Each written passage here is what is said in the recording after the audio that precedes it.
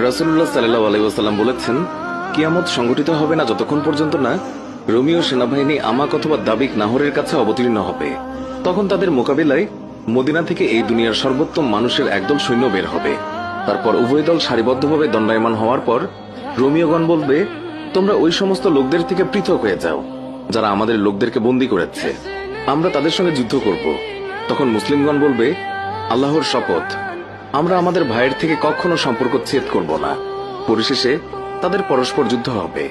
এই যুদ্ধে মুসলিমদের 1/3 সৈন্য পলায়ন করা হবে এবং আল্লাহ তাআলা কখনোই তাদের তওবা গ্রহণ করবেন না। সৈন্যদের 1/3 নিহত হবে এবং তারা হবে আল্লাহর কাছে শহীদের মাঝে সর্বোত্তম শহীদ, আর সৈন্যদের অপর 1/3 বিজয়ী হবে। জীবনে আর কখনো তারা ফিতনায় আক্রান্ত হবে না, তারাই বিজয় করবে। তারা নিজেদের তরবারি জৈতুন বৃক্ষে লটকিয়ে যুদ্ধলব্ধ সম্পদ ভাগ করতে থাকবে। এমত অবস্থায় তাদের মধ্যে শয়তান উচ্চস্বরে বলতে থাকবে, দাজ্জাল তোমাদের পেছনে তোমাদের পরিবার পরিজনের মধ্যে চলে এসেছে। এই কথা শুনে মুসলিমরা সেখান থেকে বের হবে, অথচ এই ছিল মিথ্যা সংবাদ। তারা যখন সিরিয়া পৌঁছাবে তখন দাজ্জালের আগমন ঘটবে। উক্ত যুদ্ধ আসলে ইমাম মাহদীর নেতৃত্বেই হবে কিনা তা স্পষ্টভাবে হাদিসে বর্ণিত হয়নি, তবে ফিতনা সংক্রান্ত হাদিসসমূহ পর্যালোচনা করলে এটাই মনে হয় যে সেটা ইমাম মাহদীর সময়ই হবে, অর্থাৎ ইমাম মাহদীর নেতৃত্বেই হবে।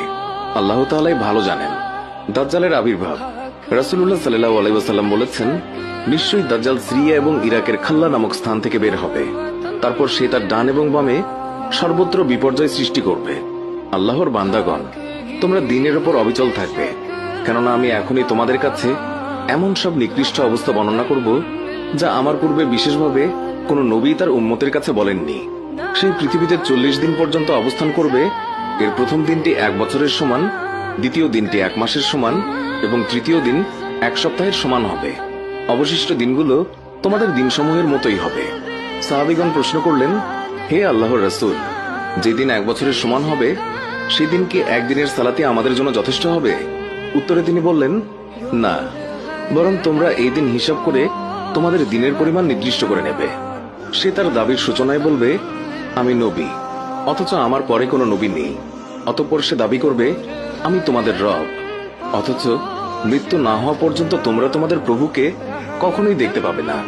সে হবে অন্ধ, অথচ তোমাদের রব মোটেই অন্ধ নন। তার 2 চোখের মাঝখানে লেখা থাকবে কাফের। শিক্ষিত এবং অশিক্ষিত প্রত্যেক মুমিন ব্যক্তি এই লেখাটি পড়তে সক্ষম হবে।